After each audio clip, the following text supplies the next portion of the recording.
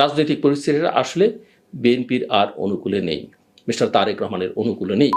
সঙ্গত কারণেই সবার খুব মন খারাপ। রাষ্ট্রপতি তার জন্য দোয়া চেয়েছেন, প্রধান উপদেষ্টা তার জন্য দোয়া চেয়েছেন, উপদেষ্টা পরিষদে তার জন্য দোয়া চাওয়া হয়েছে, সারা দেশের মানুষ তার জন্য দোয়া করেছেন। বাংলাদেশের গণতান্ত্রিক সংগ্রামে বেগম জিয়ার যে অবদান, আপসহীন অবদান, সেটা সবাই অত্যন্ত শ্রদ্ধার সঙ্গে স্মরণ করেন।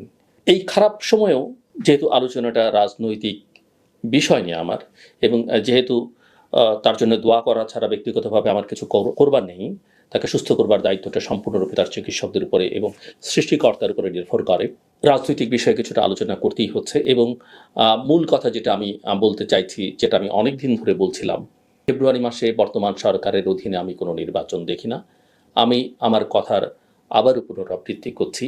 আমি বরাবরই বলে এসেছি, যদি কোনো নির্বাচন হয় সেটা একটা ফার্সিক্যাল ইলেকশন হবে, সেটা হয়তো 2014, 18 বা 24, কিংবা তারও পেছনে যদি যাই 1996 সালের ফেব্রুয়ারি, কিংবা 1986, 1988 মতো একটা নির্বাচন হবে।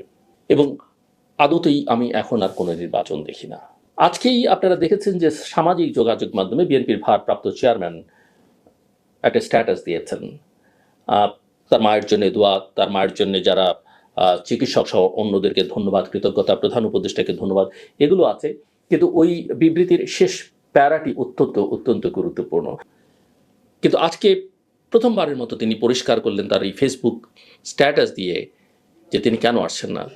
তার মূল বক্তব্য হচ্ছে যে তার বাংলাদেশে ফেরাটা তার নিজের ইচ্ছার উপর নির্ভর করে না, এমন কিছু বিষয় আছে যেটা অন্যের দ্বারা নিয়ন্ত্রিত।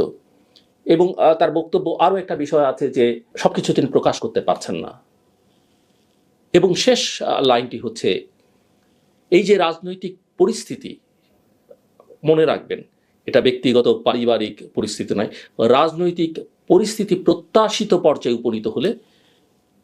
উপনীত হওয়া মাত্র তিনি স্বদেশ প্রত্যাবর্তন করবেন। রাজনৈতিক পরিস্থিতিটা আসলে বিএনপির আর অনুকূলে নেই, মিস্টার তারেক রহমানের অনুকূলে নেই।